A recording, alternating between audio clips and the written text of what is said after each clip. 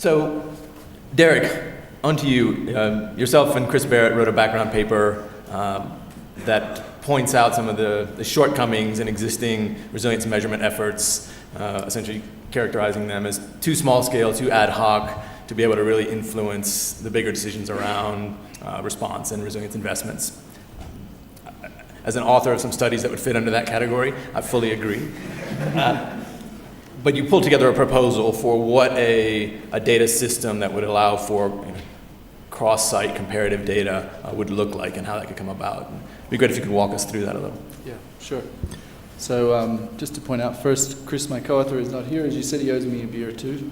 So yeah, we have a background paper. There's 40 or 50 pages of a lot of detail in that paper. And there's a brief there as well in your pack. I'll just run through some of the essential points.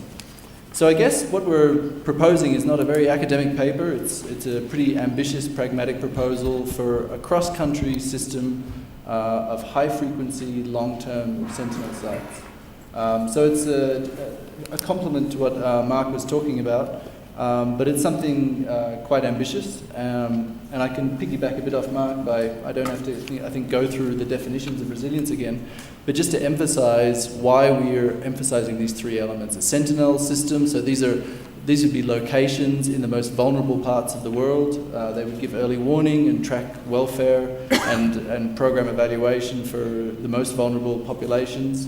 It has to be long-term and it has to be high frequency. And I think the key word in resilience that's different from poverty and chronic nutrition and others is it's very dynamic. So we're talking about unpredicted shocks, but we're also talking about seasonal shocks, the food crises and so on that poor people experience every year. And we really need a system there that's high frequency enough to gauge those shocks and to gauge the coping mechanisms, which are also very dynamic, that people use to try and bounce back from those shocks. So that high frequency component, it's not a sufficient condition for measuring resilience, but it's definitely a necessary condition. And that's something that's really quite different from existing systems. In the last 20 or 30 years, we've had incredible innovations in data collection. To complement Jera, the LSMS, they're terrific, but they're not used for that purpose. They're measured every 4 or 5 years. The demographic health surveys and similar surveys also measured every 4 or 5 years. Those are not really measured or designed to gauge the impacts of shocks. So that's why we proposed that system, and then the key questions that follow are why, which I've just gone over a little bit, where do we need this kind of sentinel system, how do we measure things, that's stuff that the technical working group is also dealing with, and these kind of pragmatic institutional questions of who's going to do this. That's obviously a tough question that we only provide some speculative answers for. But let me go through those answers even though they're very speculative. So the first, I think I've explained why we need high frequency measurement, and some of the things we can really learn from there. Helen Keller International, which Gillian's going to talk about, they've conducted high frequency nutritional surveillance systems in Bangladesh and Indonesia and other contexts, so there's a lot to learn from there. There were surveillance systems, particularly in nutrition and health in the past in Africa, that tended to be smaller. Those often really perished after 7 or 8 years or so, sometimes even earlier. And it's important to learn the lessons of why. Why did these earlier surveillance systems not manage to sustain themselves?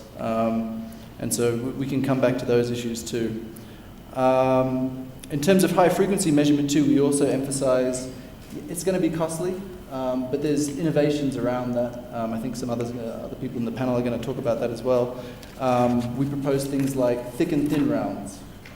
So every now and then you would collect a rich set of information across a broad range of indicators, but in between you could collect just the essential information that might be anthropometrics or food security indicators as well. Of course, ICTs have quite a bit of potential as well.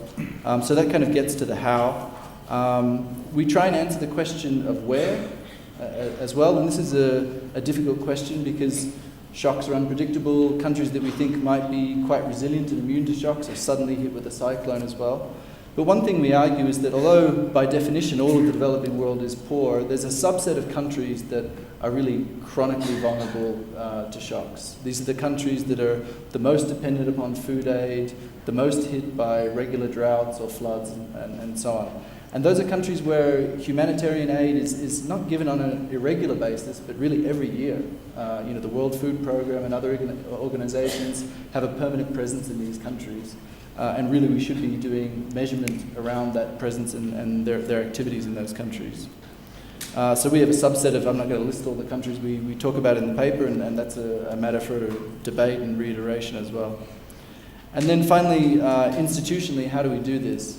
It's important to point out that this Sentinel system we're talking about is supposed to be very interdisciplinary and serve multiple purposes. It could bolster early warning systems. It'll be very important in monitoring just what's going on in these countries. To give you an example, I mean, we talk about the vulnerability of pastoralists in Ethiopia. We have no idea what's happened to their livestock numbers over time, their most important asset. We have really no idea what's happened to poverty and nutrition numbers over time. So just the monitoring role alone is important. It's very important for program evaluation. We've seen the productive safety nets, how rigorous the program evaluation there has been. We can't say the same for the humanitarian sector, which has been largely left out of rigorous program evaluation. And it could be important for climate change and ecological research as well. So we really need a very interdisciplinary effort. It needs the efforts of a very broad swathe of scientists, and of course it needs the financial backing from a large number of partners. It won't be cheap, and we need to talk about how to cheapen it and how to be strategic in locating these sites as well. Super. And I know there's a lot more details in the paper, so I highly encourage people to read it. One of the details that I picked up on it is that in multiple places it describes the system that you're proposing as the only way to be able to understand and be able to respond to resilience adequately in terms of the frequency, the multidimensionality, and the other characteristics of it. That seems like a strong claim that only this will work. I guess if you could defend that. Sure.